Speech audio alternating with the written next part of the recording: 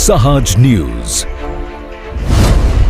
જૂનાગઢના પવિત્ર દામોદર કુંડ નજીક મહાકાય મગર દેખાતા વન વિભાગે કર્યું સફળ રેસ્ક્યુ.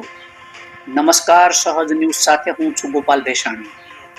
જૂનાગઢ ખાતે આવેલ પવિત્ર દામોદર કુંડ નજીક સાંજના સમયે અચાનક મહાકાય મગર આવી ચડતા વિસ્તારમાં થોડી વાર માટે ભયનો માહોલ સર્જાયો હતો.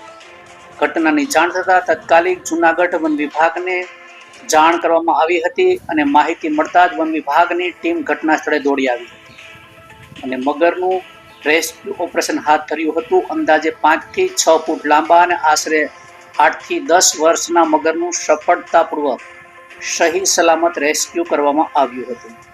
વન વિભાગ દ્વારા મગરને સુરક્ષિત રીતે પકડી વિલિંગડન ડેમ ખાતે છોડવામાં આવ્યો હતો.